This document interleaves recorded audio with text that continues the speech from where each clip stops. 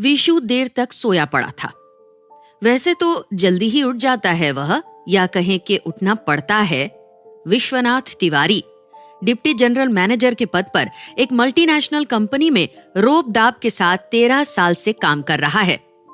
वह कंपनी के मालिक जालान का दाहिना हाथ है। आकाश चूमता वेतन, साथ में अन्य सुविधाएं जैसे ड्राइवर, पेट्रोल समेत गाड़ी, फुल फर्निश्ड फ्लैट, मेडिकल और बच्चों की पढ़ाई का पैसा, साल में एक बार देश या विदेश में घूमने का खर्चा और पूरे विश्व में ऑफिशियल टूर का अलग पैसा। जब इतनी सारी सुविधाएं देती है कंपनी, तो काम भी दबा कर लेती है। सच तो यह है कि उसी ने ही कंपनी को सफलता की चोटी पर बैठाया है। इसकी टक्कर की जो दूसरी कंपनी है, उस पर नजर लगाए हैं कि कब विश्वनाथ का जालान से मतभेद हो और कब वे उसे चारा फेंक अपनी कंपनी में खींच लें। हाँ, तो यह भोर की नींद उसे बचपन से लुभाती है। उसके पिता एक निष्ठावान ब्राह्मण पंडित केशव दास थे। गांव के छोटे से प्राइमरी स्कूल के हेडमास्टर। वेतन अनियमित। पहली पत्नी 1.5 साल के विश्वनाथ को छोड़कर दुनिया से चल बसी, तो विशु की देखभाल के लिए ही गरीब ब्राह्मण कन्या निर्मला को ब्याह लाए थे वे। उससे 2 बच्चे, बेटा दीनानाथ और बेटी सुलक्षणा हैं। अपनी आय में गृहस्थी नहीं चलती, पर 5 बीघा जमीन थी उनके पास। उसी से रोटी कपड़ा चल जाता। मिट्टी का कच्चा घर तो अपना था ही, पर उनके पास सबसे बड़ी संपत्ति थी पूरे गांव का आदर सम्मान। भोर में 4 बजे वे उठ जाते। अपने साथ ही वे विशु को जगाकर पढ़ने बैठा देते। कहते, उषा काल का अध्ययन सबसे श्रेष्ठ होता है। सूर्योदय तक बिस्तर पर रहना चांडालों का काम है। बेचारा विशु बचपन से ही भोर की मीठी नींद से वंचित रह गया। विद्यार्थी जीवन समाप्त होते ही कंधों पर आ बैठा ऊंचे पद का दायित्व। भोर की तो क्या, रात की नींद भी छिन रही थी। पर रविवार के दिन विशु देर तक सोता है। रीमा भी नहीं जगाती, उल्टे बच्चों को हल्ला गुल्ला करने से रोकती है। आज रविवार नहीं, सोमवार है। हफ्ते भर काम करने का पहला दिन। विशु गहरी नींद में सो रहा था। इतनी निश्चिंत शांति की नींद वह वर्षों से नहीं सोया। बच्चे कब स्कूल चले गए पता नहीं चला। पहली चाय रोज की तरह सिरहाने रखकर कब नौकर भी चला गया, उसका भी पता नहीं चला। रीमा के जोरदार झकझोरने से उठा। हड़बड़ा कर देखा, खिड़की के पर्दे हटा दिए गए हैं। फर्श पर धूप सामने रीमा हाउस कोट पहने खड़ी हंस रही है। उठिए साहब, पता है 8 बज गए। आज ऑस्ट्रेलिया की पार्टी से मीटिंग है ना। धत, नींद खराब कर दी मेरी। रीमा बिस्तर पर बैठी प्यार से उसके बिखरे बालों को संवार रही थी और हंस रही थी। बच्चों से कम नहीं हो तुम। वे भी तैयार हो स्कूल चले गए, चलो उठो। वह फिर लुढ़कने को तैयार। सोने दो मुझे। अरे अरे, ठीक 11 बजे मीटिंग है तुम्हारी। भाड़ में जाए मीटिंग। जालान का बच्चा संभाले अपने आप। क्या कह रहे हो? ठीक ही कह रहा हूं। शनिवार को ही मैं रेजिग्नेशन लेटर उसके मुंह पर मार आया हूं। आजाद हूं अब मैं। क्या? रीमा इस तरह छिटक कर खड़ी हो गई मानो 1000 वोल्ट का झटका लगा हो। नौकरी छोड़ दी तुमने? हाँ। इतना बड़ा फैसला तुमने मुझसे पूछे बिना लिया, कैसे? विशु ने देखा एक क्षण पहले की रोमांस भरी मधुर मुस्कान उसके मुख से गायब थी। अब वहां क्रोध की ज्वाला थी। क्या? तुमसे पूछता? यह तो मेरा व्यक्तिगत मामला है। मैं नौकरी करूंगा या नहीं, यह मेरा फैसला है। गुस्से में हाँफ रही थी रीमा। तुम्हारा फैसला? वाह, बहुत बढ़िया। अब तुम्हारा व्यक्तिगत कुछ भी नहीं है जो अपनी मर्जी से चलोगे। घर परिवार वाले हो, तुम्हारे सब कुछ पर हमारा अधिकार है। तुम बिना पूछे इतना बड़ा फैसला कैसे ले सकते हो? सोने की खान जैसी नौकरी जिसने तुमको झोपड़े से उठाकर राजमहल में बिठा दिया, समाज की सर्वोच्च सोसाइटी में तुमको पहचान दी, तुम उसी नौकरी को मिजाज दिखा छोड़ा है? ए हेलो, यह सब जो तुम मुझे गिना रही हो, वह सब खैरात में नहीं दिया है किसी ने मुझे। अपनी योग्यता और ईमानदारी की बदौलत हासिल किया था मैंने यह मुकाम। कैंपस सिलेक्शन में टॉप किया था। एक पिछड़ी कंपनी को कहां से कहां पहुंचा दिया इन 13 वर्षों में। खरबों का मुनाफा कमा कर दिया कंपनी को, नहीं तो बड़ी बड़ी कंपनियों के सामने तिनके की तरह बह जाता जालान का बच्चा। अपने मुंह मियां मिट्ठू तो बनो मत। तुम जैसे MBA आजकल क्लर्क का काम कर रहे हैं? हाँ, कर रहे हैं, पर 13 वर्ष पहले आज की तरह छवड़ा भर भर MBA नहीं निकलते थे प्रति वर्ष। थोड़ी नरम दिखाई दी रीमा। देखो, आपस में लड़ाई करने से किसी समस्या का समाधान नहीं होता। जालान साहब इतनी बड़ी कंपनी के मालिक हैं, कोई मूर्ख तो है नहीं। तुमसे कंपनी को कितना फायदा है यह वे भी समझते हैं। तुम इतने वर्षों से इस कंपनी के प्रतिनिधि हो। बहुत से देशों के लोग तुमको ही जानते हैं इस कंपनी के नाम से। तुम्हारे न रहने का मतलब है कंपनी का बहुत नुकसान हो सकता है। बहुत सारे बाहर के कस्टमर तुम्हारी जगह नया आदमी देख डील ही न करें। इस बात को जालान साहब भी जानते हैं। विशु अवाक हो रीमा को देख रहा था। वह भी एक बड़ी कंपनी में ऊंचे पद पर कार्यरत है। 50,000 रुपए से ऊपर ही वेतन लेती है। उसमें इतनी प्रैक्टिकल समझ, व्यावसायिक बुद्धि है, यह तो उसने सोचा ही नहीं था। और ऐसा दांव पेच तो इतने बड़े बड़े डील करके भी उसके मस्तिष्क में नहीं आया। देखो, अभी भी कुछ नहीं बिगड़ा। जालान साहब मंजे हुए व्यापारी हैं, अपना फायदा अच्छी तरह समझते हैं।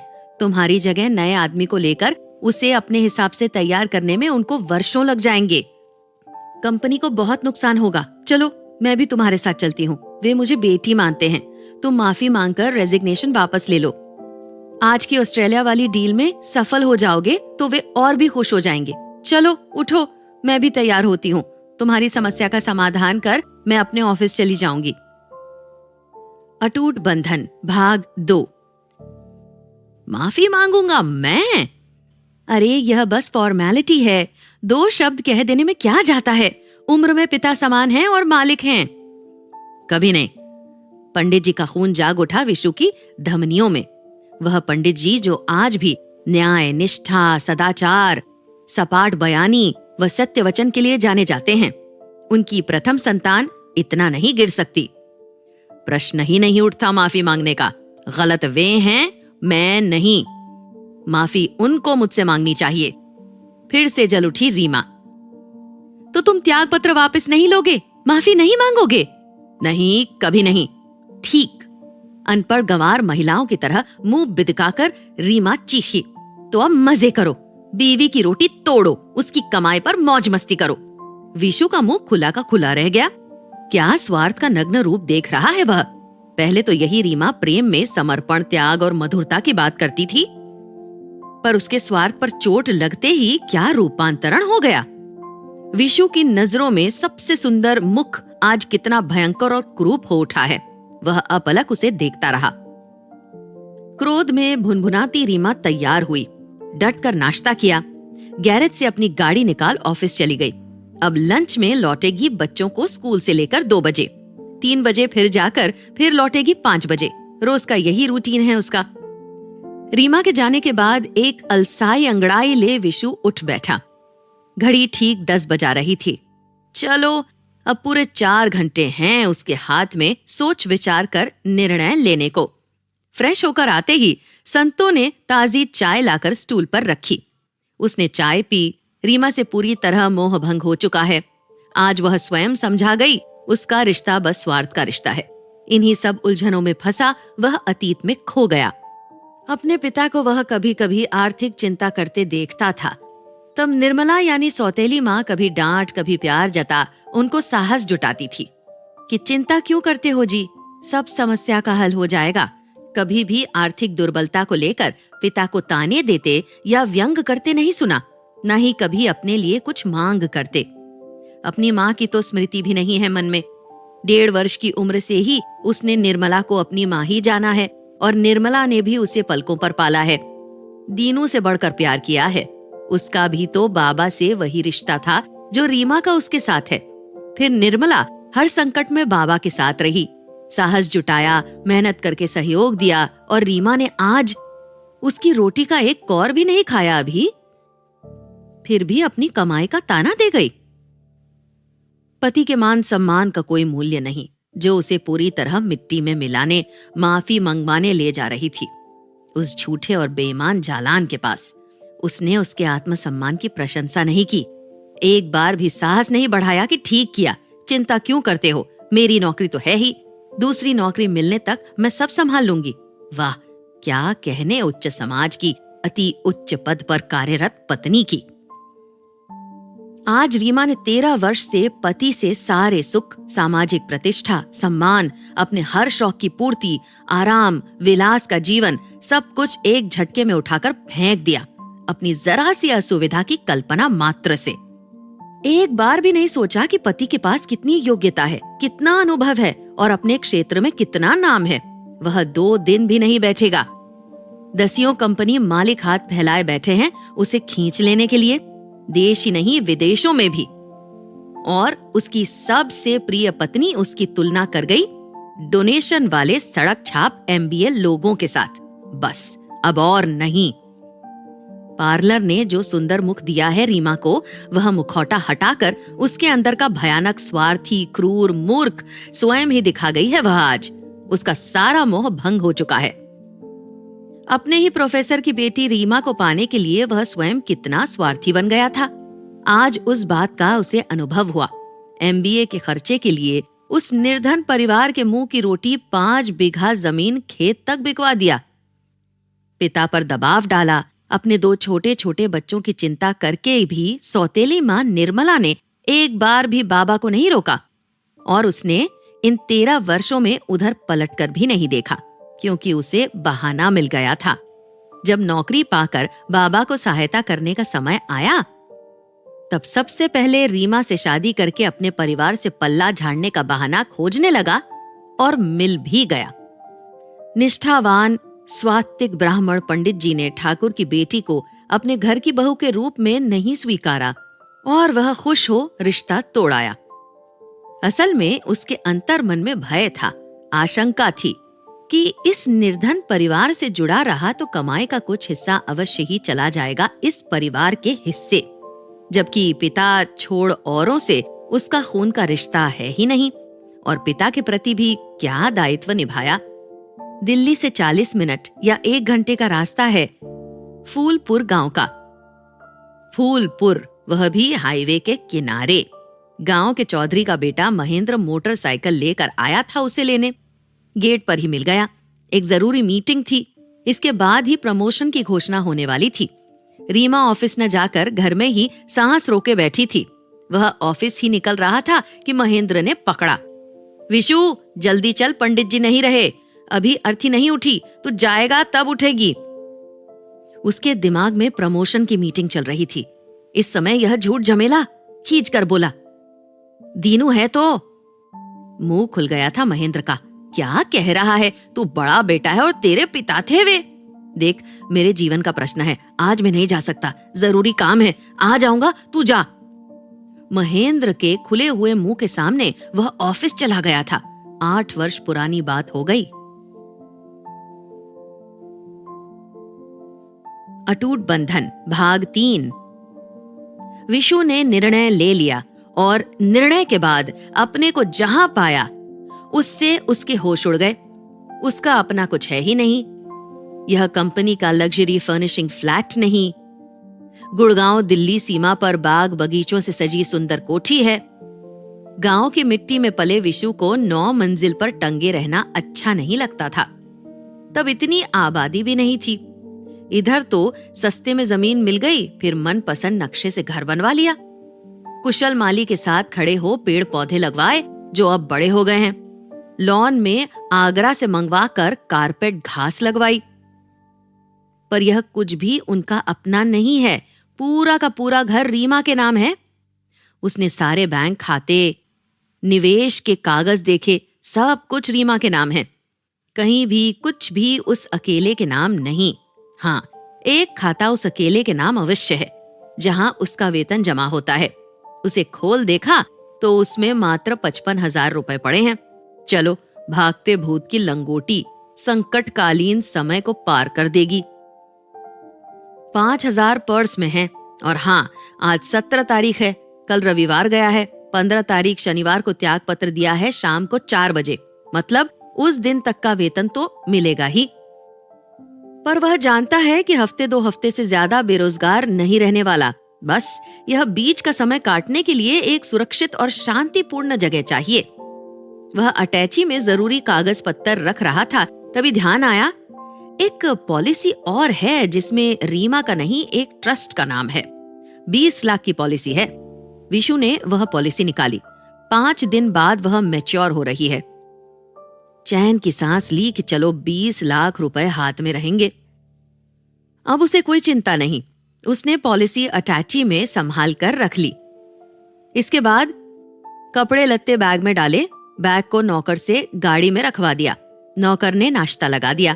नहाते नहाते ही उसने फैसला कर लिया था कि भरपेट नाश्ता करके ही निकलेगा। अभी तक तो रीमा के घर में रोटी उसी की कमाई की है। नाश्ता कर लैपटॉप उठा, चलते चलते एक पल रुका। एक कसक यहां छोड़कर जा रहा है। दोनों बच्चे। पलकें गीली हो उठी, पर जाना तो पड़ेगा ही। आज उसने सबसे पहले अपने निजी खाते से 9,000 निकाल पर्स में रखे। फिर गाड़ी से नगर निगम सीमा पार की। अपने गांव की सड़क पर गाड़ी जब उतरी तब अचानक याद आया 13 वर्ष हो गए घर आए। एक युग बीत गया। जाने कितना परिवर्तन हो चुका होगा। एक परिवर्तन तो अभी देख रहा है विशु। पहले गांव जाने की सड़क चौड़ी तो इतनी ही थी, पर कच्ची थी। 12 महीना धूल उड़ाती, बरसात में कीचड़ भरी। अब काले कोलतार की साफ सुथरी सड़क चमचमाती नागिन सी पड़ी है। उस पर टेम्पो भी चल रहे हैं। उसकी गाड़ी फिसलती जा रही है। गांव की सीमा में एक चाय की दुकान क्या, जरा सी आड़ बना रखी थी। वहां एक तख्त पर 2 युवतियां, सामने एक मेज पर स्टोव, केतली, दूध का भगोना, कांच के जार में सस्ते बिस्कुट, नमकीन और ब्रेड्स। ग्राहक शून्य दुकान थी। उसने गति धीमी की, उतर पड़ा। एक युवती सलवार सूट में थी, दूसरी साड़ी में। उसके उतरते ही सलवार वाली युवती चहक उठी। बड़े भैया! साड़ी वाली युवती ने जल्दी से पल्ला खींच सिर मुंह ढक लिया। यह सहज संकोच, सम्मान प्रदर्शन आज शिक्षित शहरी समाज में जड़ से उखड़ एकदम समाप्त हो गया है। उसका मन जुड़ा गया। युवती की ओर देखा। तू मुन्नी है क्या? जी बड़े भैया। साड़ी वाली युवती ने तब तक आकर उसे प्रणाम किया। विशु का समाज बदल गया है। वह हाय हेलो तो जानता है, पर आशीर्वाद में क्या कहे नहीं जानता, इसलिए चुप ही रहा। मुन्नी ने कहा, भाभी बड़े भैया के साथ मैं घर जा रही हूँ, तुम दुकान बढ़ाकर जल्दी से घर आ जाओ। वक्त क्या क्या दिखाएगा मुझे। इनके मुंह का निवाला छीनकर उसने अपने ऊपर चढ़ने की सीढ़ी बनवाई थी। वह तो ऊपर की चोटी पर चढ़कर आराम से बैठ गया, पर उसका मूल्य चुकाना कितना भारी पड़ा इस निर्धन परिवार को। पंडित केशवदास तिवारी, जिनको जिलाधिकारी तक सम्मान की दृष्टि से देखते थे, उनकी बहू बेटी 2 रोटी जुटाने के लिए चाय की दुकान खोले बैठी हैं। पर दीनू तो था, वह कहाँ गया? क्या कमाता नहीं है? आवारा हो गया है? या इतना अमंगल नहीं हुआ होगा? बहू के हाथों में सुहाग की प्रतीक लाल कांच की चूड़ियां हैं। घर एकदम खंडहर हो चुका है। मिट्टी का ही घर था, पर एकदम मजबूत, लिपा पुता, सुई भी गिरे तो उठा लो। छत इतनी मजबूत थी कि वह दोस्तों के साथ दिन भर छत पर पतंग उड़ाया करता था। और घर भले ही कच्चा हो, जमीन काफी थी। पंडित जी ने बांस का बेड़ा बना रखा था पूरी सीमा को घेर, जिसे बाउंड्री वॉल कहते हैं। अब तक बांस के टुकड़ों का भी नामो निशान नहीं, सब बराबर हो गया है। उसी के कोने में चाय की दुकान है। आंगन में आते ही मुग्ध हो गया। एक छोटा सा लंगड़ा आम का पौधा लगाया था उसने आंगन के बीचों बीच। अब वह महावृक्ष बन गया है, मजबूत शाखाएं फैलाए खड़ा है। मुन्नी ने उसके पैर रुकते देख हंसकर कहा, बड़े भैया यह तुम्हारा लगाया पेड़ है। अम्मा कहती हैं देखो कितना बड़ा हो गया है। छबड़ा भर भर मीठे आम उतरते हैं। सावन भर पूरे मोहल्ले की औरतें इस पर झूला झूलने आती हैं। यह सच है कि निर्मला ने अपना सारा स्नेह प्यार उस पर पहले ही दिन से न्योछावर किया था। विशु ने कभी उसको मां नहीं समझा। उसके साथ उसका व्यवहार सदा ही औपचारिक रहा, लड़ाई या अपमान भी नहीं किया कभी। पर आज उसने मन से जाकर उसके धूल भरे गंदे पैरों को छूकर प्रणाम किया। निर्मला ने अपने दुर्बल हाथों से उसे छाती पर खींच लिया, माथे को चूमा। मेरा विशु, मेरा बेटा, कितने दिनों में आया रे तू। दंग रह गया वह। एक अनपढ़ निर्धन महिला जो सौतेली माँ है, अपने स्वार्थ के लिए इनकी मुंह की रोटी तक छीन कर ले उड़ा। आज तक पलट कर देखा भी नहीं। अपनी पत्नी जिसके ऊपर अपना सर्वस्व लुटाता रहा, उससे करारा थप्पड़ न खाता तो आज भी इधर की दिशा नहीं लेता। उस निर्मला की आंसू भरी आंखों में कोई क्रोध, कोई विराग नहीं, कोई शिकायत नहीं है, तो बस स्नेह, ममता की अमृत धारा। अम्मा कैसी हो तुम? बस ठीक हूँ। तू खुश है? बड़ा आदमी बन गया है, यह क्या कम सुख है। आंचल से तख्त पहुंचा। बैठ बेटा, मुन्नी भैया के लिए पानी ला। अटूट बंधन भाग 4। विशु ने देखा छत पर अनगिनत दरारें, कहीं कहीं तो दरार इतनी चौड़ी कि धूप का कतरा नीचे आ रहा है। साथ वाले कमरे की तो आधी छती गिर गई है। उसके ऊपर खुला आकाश। सिहर उठा वह। वहां बैठ बाबा अध्ययन किया करते थे। दूसरे कोने में उसके पढ़ने की मेज थी। अम्मा, छत तो कभी भी गिर सकती है। हाँ बेटा, पर करें क्या? दीनू को लाला की चीनी मिल में काम मिला था। 10वीं भी पास न कर पाया, बल्कि मुन्नी की बुद्धि अच्छी है। 10वीं पास कर लिया। सोचा था थोड़ा थोड़ा जोड़ छत की मरम्मत करवा लेंगे, पर एक ट्रक ने टक्कर मार दी। आधा पैर काटना पड़ा। बैसाखी पर चलता है वह। अब नौकरी चली गई तो दाने दाने को तरस गए। तब बहू और मुन्नी ने सलाह कर चाय की दुकान खोली। उससे रूखा सूखा ही सही 2 रोटी शाम को मिल जाती है। स्तब्ध हो गया। उस किशोरी सी बहू के प्रति मन में आदर भर उठा। इतनी बड़ी दुर्घटना के बाद पति को दुत्कार उससे पल्ला नहीं झाड़ा। उसके साथ रही, उसको, उसके परिवार को सहारा दिया अपनी छोटी सी सीमित क्षमता के अनुसार। और रीमा, इतनी बड़ी नौकरी, इतनी संपन्नता, उसी का ही दिया इतना सुख, आराम, संपन्नता में जरा सा अंतराल आएगा, सोच कर ही इतनी गुस्से में आ गई कि पति को ताने देते नहीं हिचकी। और यह छोटी सी निर्धन अनपढ़ लड़की। मुन्नी पानी ले आई। नल का ताजा पानी। वर्षों से मिनरल वाटर छोड़ सादा पानी नहीं पीता है विशु, पर आज निश्चिंत होकर नल का पानी पी गया और लगा बहुत देर से प्यासा था। दीनू है कहाँ? चौधरी के बेटे ने सड़क पर पेट्रोल पंप खोला है। तेल भरने जो गाड़ियां आती हैं, उनमें से कोई कोई सफाई भी करवाते हैं, तो उसने दीनू को लगा दिया है। कभी कभी 30-40 रुपए कमा लेता है, कभी कभी एकदम खाली हाथ। बेटा तू हाथ मुंह धो ले, मुन्नी ताजे पानी से बाल्टी भर दे, धुला तौलिया निकाल दे। अम्मा, सड़क पर गाड़ी खड़ी है, मैं अंदर ले आता हूँ। निर्मला की आंखें फटी की फटी रह गईं। तू गाड़ी लाया है? हाँ अम्मा। आत्मग्लानि और अपराध बोध से विशु का मन भारी हो रहा था। आज लग रहा है कि उस दिन वह गलत था। बाबा कहते थे, धनवान बनो या ना बनो, पर बच्चा इंसान बनो। आदमी धन नहीं, मन से बड़ा होना चाहिए। पर उनके दिए सारे संस्कारों को ठेंगा दिखाकर उसने उस उपदेश को कभी ना अपनाया। अपना स्वार्थ तो पूरा हो ही गया। तभी वह सजग हुआ। सोचा, अरे उसके पास अपना बचा ही क्या है, एक नाम और नाम के पीछे जुड़ा सरनेम तिवारी। छोड़ सारे अभ्यास, आत्मजन, घर द्वार, यहाँ तक की सोच भी तो रीमा की है। उसके मम्मी पापा, उनके उपदेश, रीमा के भाई बहन, उसकी आदतें, उठना बैठना, समाज में परिचय तक रीमा का दिया है। रीमा का पति, मिस्टर सिन्हा का दामाद, गौतम साहब का जीजा। पंडित केशव दास तिवारी का तो कोई अस्तित्व ही नहीं रहा, क्योंकि अपने सुपुत्र विश्वनाथ तिवारी ने स्वयं अपना अस्तित्व खो दिया। मिस्टर सिन्हा का दामाद, रीमा का पति नाम से ही तो जाना जाता है, तो फिर पंडित जी का नाम चलेगा कैसे? विशु ने गाड़ी लाकर खड़ी की। निर्मला ने आकर गाड़ी को बड़ी ही सावधानी से छुआ। मुख पर गर्व का उजाला। तेरे बाबा देखकर कितना खुश होते रे मुन्ना। अचानक ही विशु को लगा कि क्या होता अगर वह करियर के पीछे ऐसे सांस बंद कर ना दौड़ता। बाबा सदा कहते थे, सहज, सरल व आदरणीय बने रहने के लिए, पर उसने तो स्वयं ही अपने जीवन को जटिल, इतना तनावपूर्ण बना लिया। वह मेधावी था, शिक्षा पूरी कर कोई नौकरी कर लेता, काम पर जाता, फिर अपने आंगन में अपने प्रियजनों के बीच लौट खा पी कर चैन की नींद सो जाता। खेतों की हरियाली, कोयल की कूक और माटी की सुगंध की चादर ओढ़।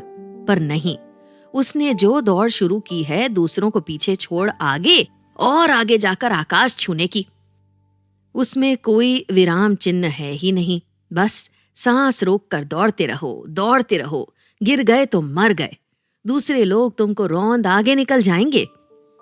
आज इस निर्धन थके हारे परिवार को देख एक नए संसार की खोज मिली उसको। यहाँ पल पल जीवित रहने की लड़ाई लड़ते हुए भी ये लोग कितने सुखी हैं, कितनी शांति है आम की घनी छाया के नीचे। एक दूसरे के प्रति कितना लगाव है। कोई भी बुरा समय आए तो कैसे सब मिलजुल कर उसको मार भगाने को एकजुट हो जाते हैं। उसके जीवन में संपन्नता के साथ वह सब कुछ, सारी सफलताएं हैं जो आज के तथाकथित उच्चाकांक्षी लोगों का सपना है। पर आज रीमा ने आंखों में उंगली डाल दिखा दिया कि उसके प्रति समर्पण किसी का भी नहीं। चल बेटा, खाना खा ले, थोड़ा आराम करके जाना। दिन रहते ही घर लौटना समय ठीक नहीं। दीनू लौटकर दुखी होगा कि भैया से भेंट नहीं हुई। एकाएक शब्दों में उस माँ, जिसे वह सौतेली मानता था, का स्नेह, ममता और संतान की चिंता देख विशु अंदर तक भीग उठा। मैं नहीं जा रहा, कई दिनों की छुट्टी लेकर आया हूं, घर में रहूंगा। बुरी तरह चौंकी निर्मला। क्या? अरे रहेगा कहाँ? देख रहा है घर द्वार की दशा। कहाँ सोएगा, कहाँ उठेगा बैठेगा, और नहाना धोना तुम लोग कैसे करते हो? पागल मत बन, हमारी बात मान। और क्यों, क्या मैं कोई आसमान से उतर कर आया हूं? हंस पड़ी निर्मला। विशु ने देखा इतना आंधी तूफान झेल कर भी निर्मला की हंसी में आज भी वही शुद्ध पवित्र हृदय झांकता है, वही मीठी सहज सरल हंसी। कर लो बात, तेरा घर द्वार है, रहेगा क्यों नहीं, पर तेरे रहने लायक भी तो हो। तभी तो रहना है, मुझे इसको रहने लायक बनाने के लिए। क्या कह रहा है तू? अम्मा ना समझता जो अपनी जड़ अपने हाथों काट गया था। पर मजबूत जड़ काट कर भी नहीं कटती, एक टुकड़ा भी रह जाए तो पेड़ फिर से लहलहा उठता है। अम्मा, मैं समझ गया हूं कि मैं आज तक सोने के हिरन के पीछे दौड़ता रहा, जो लुभाता जरूर है पर किसी का भी अपना नहीं होता। बस तुम मुझे वह करने दो जो मुझे करना है। वह क्या है लल्ला? इस मकान को मजबूत पक्का घर बनाना है। 3 कमरे, 1 हॉल, बिजली पानी की व्यवस्था, रसोई, बाथरूम की सुविधा, और आज से चाय की दुकान बंद। पंडित जी की बहू बेटी सड़क चलते लोगों को चाय बेचेंगी? यह तो बड़ी लज्जा की बात है। वहां एक बहुत बड़ी परचून की दुकान होगी, एक नौकर होगा, दीनू उसमें बैठेगा। पर वह तो बहुत पैसों का। अम्मा, याद है तुम बचपन में कहती थी कि तेरा बेटा लाखों का नहीं करोड़ों का है। तुम पैसों की चिंता क्यों करती हो? मैं हूं ना। रो पड़ी निर्मला। मेरे बच्चे। चलो अम्मा, रोटी खिलाओ, भूख लगी है। मन एकदम नीले आकाश में जलहीन छोटे छोटे बादलों के टुकड़ों जैसा हल्का हो गया। उसे चिंता नहीं, इस समय पर्स में 35,000 रुपए पड़े हैं। काम शुरू करने में परेशानी नहीं होगी। बीमा के 20 लाख रुपए हैं ही। उसे पता है कि वह एक हफ्ते भी खाली नहीं बैठेगा। दूसरे लोगों की नजर वर्षों से उस पर है। उसकी योग्यता और काम की निष्ठा से सब ललचाए बैठे हैं। देश और विदेश की कंपनियों के कर्णधार, कई ऑफर इस समय भी उसके हाथ में हैं। बस स्वीकार करने की देर है और वह करेगा भी। पर इस बार देश नहीं, विदेश में ही जाने का मन बना लिया है, जहां रीमा की परछाई भी न हो। घर के ऊपर अपने लिए एक बड़ा सा पोर्शन बना लेगा, जहां से हरे हरे खेत, गाती कोयल, आम के बाग और गांव के किनारे किनारे बहती यमुना नदी दिखाई पड़ेगी। एक बार जिस पेड़ की जड़ काट कर गया था, उसकी जड़ के बचे हुए टुकड़े से पेड़ फिर लहलहाता वट वृक्ष बन गया है। अब दोबारा से उस जड़ को नहीं काटेगा।